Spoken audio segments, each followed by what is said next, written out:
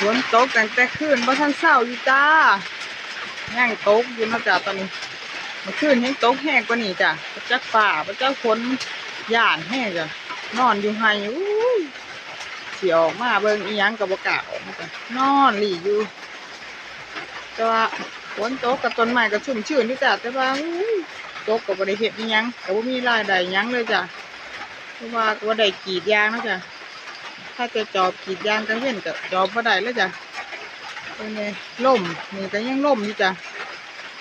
มันนี้คงจะตกลิ้นอยู่มัดมือประจักจ้ะ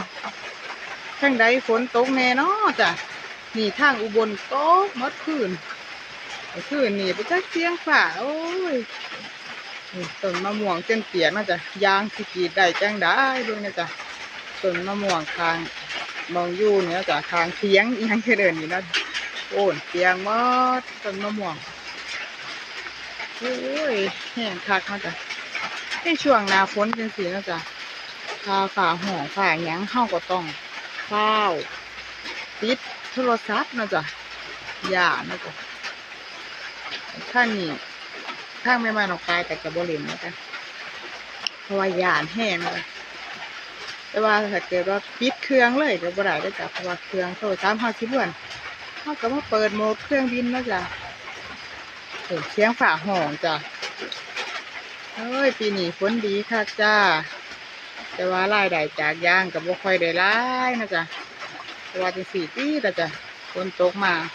เมื่อนั้นก็ว่าใจเจ็บน้ำยางนะจ๊ะก็ยังฝนตกมาใส่ก็ได้ยอดน้ำกดเอาจ้ะอันนี้เย็นนี่ว่าที่จอบกรีดเอากับบ่ได้อยู่ที่เก่าจ้ะฝนตกมาดีแห้งมันปีนี้เนี่ยเบิ้งตกคักนะจ๊ะผู้ลังคนเพิ่นก็กำลังวานเขาค่ะอันนี้น้ำก็ท่วมหมดนะจ๊ะน้ำฝนตกมาค่ะก็ท่วมหน้าเพิ่นหมดนะจ๊ะแต่ว่าแม่บ้านของป้าบ่มีหน้าเราจ้ะค่ะเข้าใจของคนเฮ็ดหยังนะจ๊ะแต่ละอย่างนะจ๊ะเฮาก็อยากได้ผลผลิตก็คือแม่บ้านของป้านี่แหละนะจ๊ะกรีดยางก็อยากได้รายได้จากยางนะจ๊ะฝนตกจังสี่ก็โอ้แต่สิไปหารายได้จากไสนะจ๊ะแต่สิไปหารายได้จากไสอันนี้ก็หาหญ้าให้งัวก็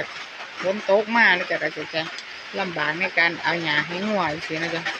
แต่ว่าเราก็ต้องหานะจ๊ะดีที่ว่าไม่ว่าน้องปลายนี่มีหญ้าปลูกเอาไว้นะจ๊ะปลูกไว้ให้งัวเฮานะจ๊ะจ้าสำนีก่อนเด้อจ้าฝ่าห้องมาแล้วจ้าขอบคุณทุกคนเด้อจ้าที่เขามารับชมอันมื้อนี้เด้อจ้าขอให้มีความสุขจ้า